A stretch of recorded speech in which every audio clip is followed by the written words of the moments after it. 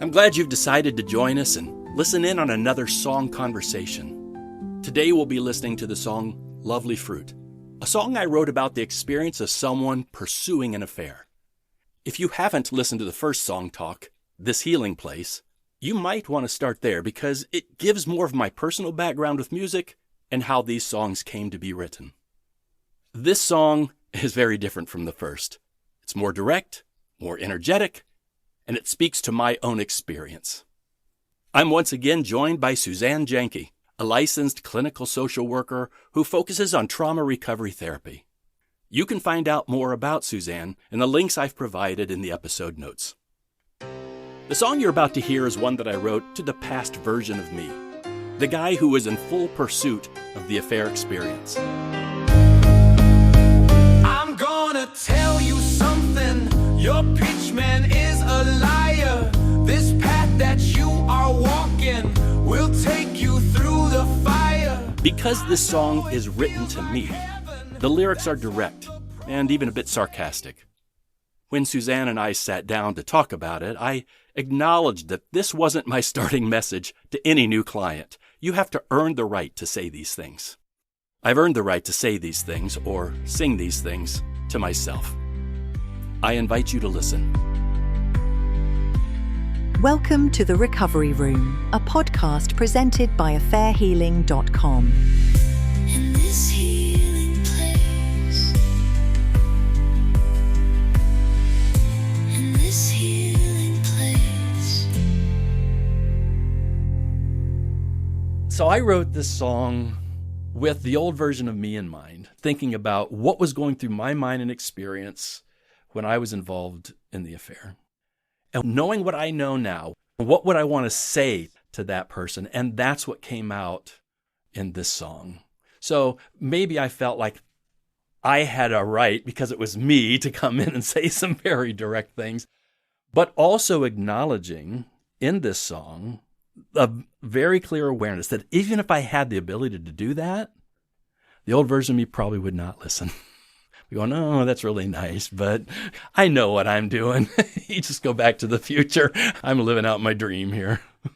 That's in there, right? Yeah, it is. I'm living I mean, out my dream, something like that. Yeah, that theme, that idea is in there, but it says 2 times, makes this reference, I know you're not listening. I know you're not listening. Nobody knows like you.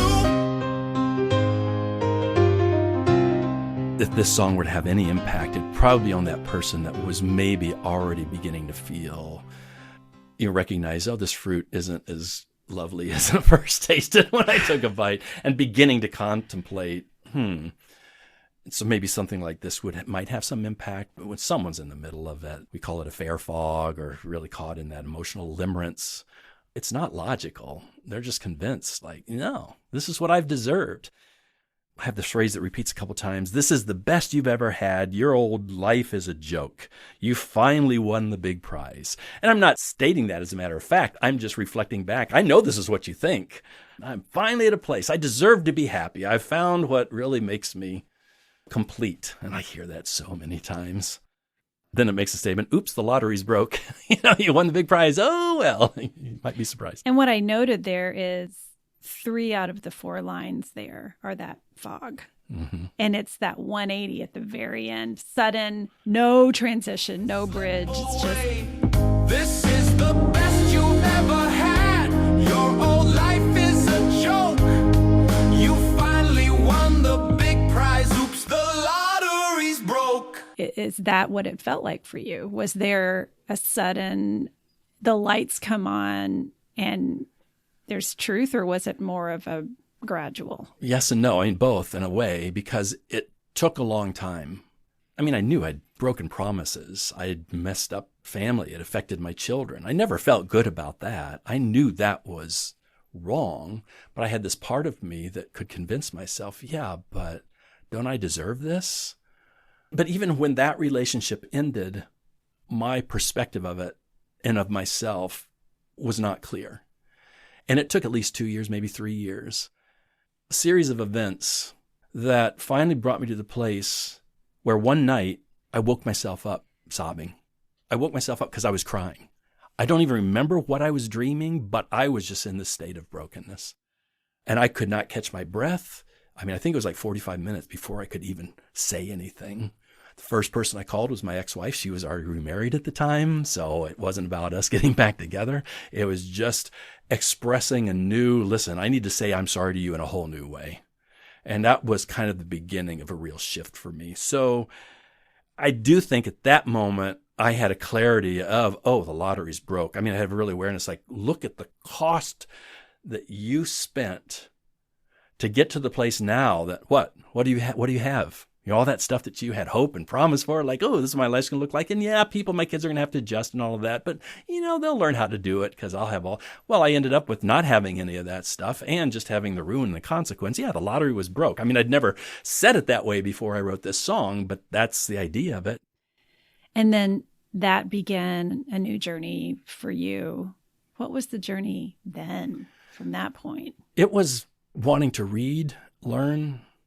How do I understand? I mean, for the first time, I'm asking, wait, where did this come from? Because I'd recognized from the point I had the affair to that moment of brokenness, I'd lived a number of years just making poor choices that I think were coming out of a place in me that, I mean, I refer to as my brokenness. You know, some people don't like that term, but yeah, there were broken pieces of me that I'd never recognized or acknowledged before. Refusing to be really open, vulnerable, authentic in my life, being a people pleaser, all this sort of stuff that I had maybe a little bit of awareness of, but didn't really have insight into how deeply rooted some of those things were and how it affected the way I interacted with others, especially in my intimate relationship, in my marriage, how that had gotten in the way of me loving well and all the things that I was disappointed in my marriage. I was a significant factor of why those things were even present there. And so, I mean, it was just spending time to understand that better. And if that's true of me, can I change? How do I change? So it was that whole process. And I mean, it wasn't, I didn't wake up crying one day and then I'm all good the next. It was reading and going to counseling, stumbling, you know, and I mean, not going out and repeating affairs, but to get to the place of where you're recognizing the need to be vulnerable and actually practicing that and doing it, you know, I mean, I'll struggle in some sense with that all my life, but it got better. But yeah, it was a process of getting there. I'm hearing awakening in so many different, all the different meanings of awakening here. The literal awakening in that moment, but also an awakening maybe to, and I'll bet you see this all the time too, but I will be working with someone that will begin to awaken through working through a traumatic experience to other areas of your life. For example, people pleasing, right? That they never would have made a connection. Right. And quite frankly, as a therapist, I probably wouldn't have been able to make that connection for them. But to see those connections being made, that to me is healing. Yeah, I mean, I think that's the difference between just getting over a bad circumstance in our life and figuring out, well, what does change look like? What is that me learning from this and folding into the story of my life something that's an improvement, something that's a better version of me? And we both believe change is possible. Our vocations would suck if that wasn't true. Yep. You know, sometimes we might wonder, can anybody change? But no, I know that's true in my life. I've seen it in lives of clients, but it's hard. The process of getting there is hard. I mean, for me, that's one of the reasons why I stay doing this. This is messy work, working with infidelity and affairs. There's a lot of fallout from it, a lot of pain, a lot of frustration because it takes longer than people expect. It's harder than they want it to be to get there. But I also know, just like when you're working through trauma, if people allow those significant and heartfelt wounds to bring them to a place of being willing to be thoughtful and introspective and gain the insight, what they need to learn about themselves to move them forward in a different shift to something better, it's really good. And for some people, this may be the only time when they're brought up short enough to really consider that kind of change in their life, you know, because when life is pretty easy and they're not dealing with these consequences, why should I? But when the guy's standing there who's had an affair going, I don't know what to do, and he's lost and trying to figure out why he even, you know, made these choices and what he needs to do now, if he or she allow themselves to be thoughtful about that and really do the work, some really exciting things can happen in their lives. This is where change can happen. Yeah. It's in these moments. Yeah. But obviously this person sitting at the tree and biting the fruit is a long way from there. All they're doing is going, this fruit's really good, and look at this lovely fruit. Yeah. I mean, the whole picture of this, I just have the person that's just so focused on just how good this fruit is that they fail to recognize, this tree doesn't look too healthy. And even that vision, I talk about the juice flowing down. And as it flows down, it just goes into this soil that's become just this muck, this muddy muck, not from just that person coming to the tree and eating the fruit, from all the people standing around going, oh, this fruit is so good. But it's just, they're all standing in this mucky stuff and that juice, going down into the ground, not feeding and to be the nutrition for a healthy tree, but it just becomes all part of that cycle of poison that just happens over and over again. And everybody thinks like, oh no, I've got the fruit here. But if they could just pull back and see, you're standing at the same tree that so many people, you're standing in the same muck and you're eating the same poison that so many people have eaten before. Yeah. Pick from the tree, bite its lovely fruit. Let the juice flow down, muddy the soil, poison the root. Pick from the tree, bite its lovely fruit. Feel the juice run down, muddy the soil, poison the root. Well, Tim, I have to ask you about the tree and the fruit. And it seems like there's some imagery there that I'm familiar with. Yeah, biblical Adam and Eve. Yeah. Maybe subconsciously, but I wasn't. Oh, let me do the original Temptation story. Yeah. I'm sure that plays in my mind somewhere. Yeah. I thought, well, so it was easy to grab onto that metaphor, but that wasn't necessarily what I was trying. It's a metaphor for a reason, yes. right? It's a good metaphor. Yeah. What's it like for you to hear that back now?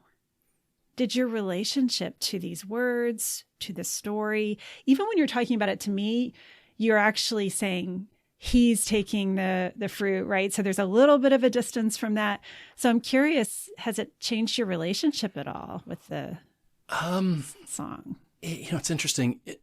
Every time I finish one of these songs, I mean, I know where the lyrics come from. I know where they're born from. I know what they mean to me.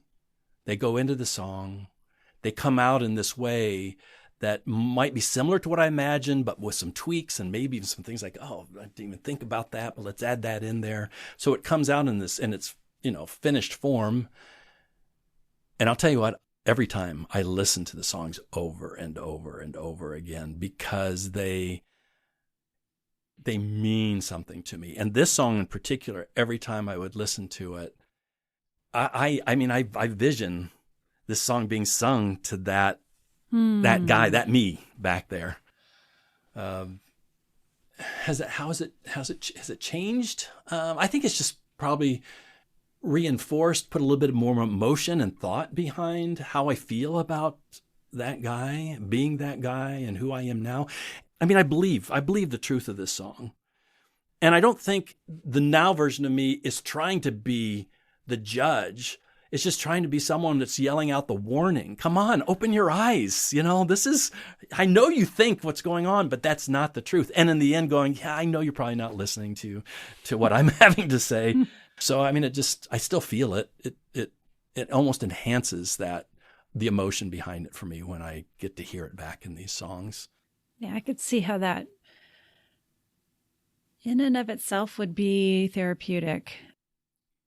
And I wonder, and maybe your relationship over time with that part of yourself has changed, maybe, or could change. You mean the old version of me?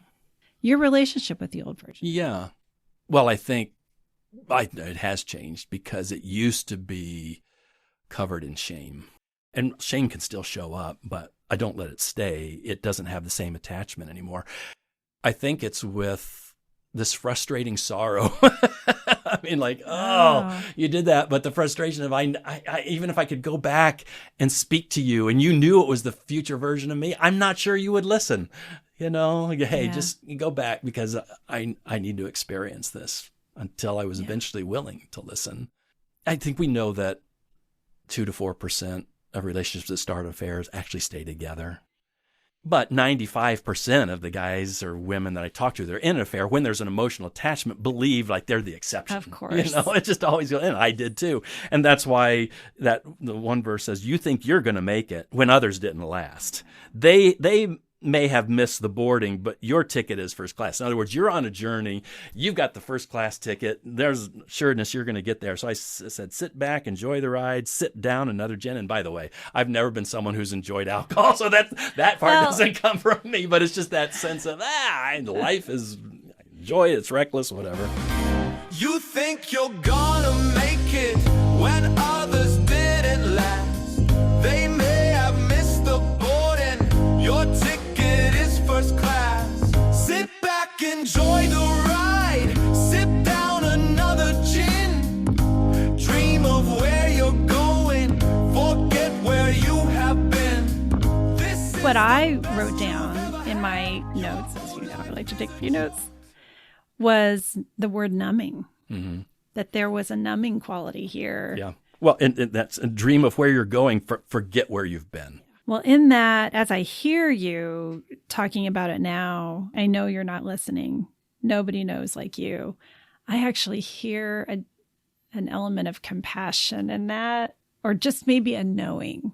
A knowing. And an accepting of, I think a sorrow. Yeah. I mean, it's a compassionate sorrow. It's like, I wish I could give the formula to others who have a family member or a spouse or a parent who's in this place right now and say, this is what you can do or say to them that will get them out of it. There just isn't that. So, I mean, I recognize that even though I'm writing this to myself, there's that sorrow, like, even if it could be me talking to me, I'm not sure you would listen. Well, and we even see that play out with parenting, right? That we have all this wisdom that we think we have maybe, but we learn as parents that it's really not the facts that people want at the time, right? It's people need to live out their life with guidance, with support, with grace and compassion.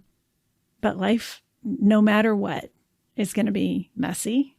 And there is a knowing there. There's a knowing there as you're processing this in the song. Yeah, just an acceptance, it sounds like, of the decisions. Yeah, there's one phrase in the song, and it kind of even takes on a different tone when the voice comes in. It's like singing into those old-timey microphones. It's almost like just this other thought that comes in.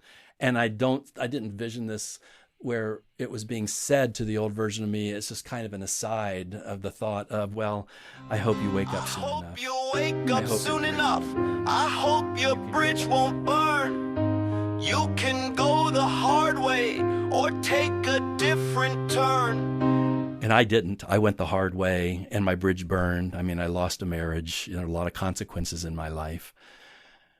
And I think when I wrote that phrase, it wasn't just about that. It was about, this is my hope for anybody that's in that place. Like, I can't say the things that convince you to leave that right now. And the only thing I can hope is that you'll get to the place of listening soon enough that you can salvage some things and everything isn't burnt behind you. And you can go this path and your life's going to be hard, or you can take a different turn and it's still going to be hard, but avoid maybe the bridge burning or all the consequences that you're going to face if you keep going this way. So it's just a wish or a hope for some people, and some people do get there sooner. Others don't. Wow. Well, what a powerful exploration, right? Of if only you could have had that communication with your former self, no real expectations that there would have even been any So, I mean, there's no change. magic answer in this song. It's just an acknowledgement. Yeah, it's kind of messed up. But if it hits the ear of anybody that's in this place, and it makes them think or pause or consider, here's someone who's been through it. This is what he wished he could say to himself. He's acknowledging it might not have made a difference, but can I give any consideration or thought to this? Well, let's listen to the whole song.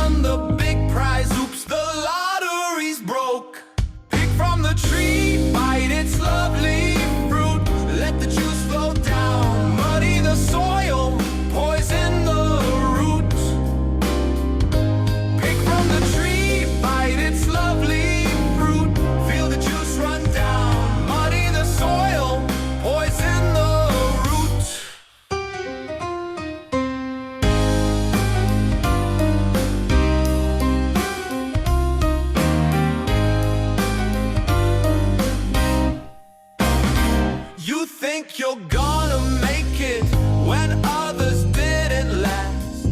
They may have missed the boat and your ticket is first class. Sit back, enjoy the ride, sip down another gin. Dream of where you're going, forget where you have been. This is the best you've ever had. Your old life is a joke. Tell yourself. You finally won the big prize. Oops, the lottery's broke. Pick from the tree, bite its lovely fruit. Let the juice run down, muddy the soil, poison the roots. Pick from the tree, bite its lovely fruit.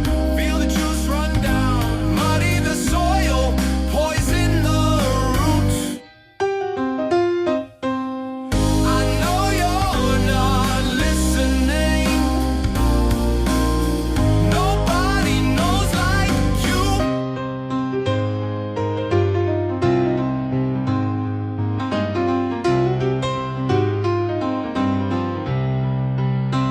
I hope you wake up soon enough.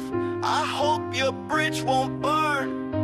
You can go the hard way or take a different turn. Pick from the tree.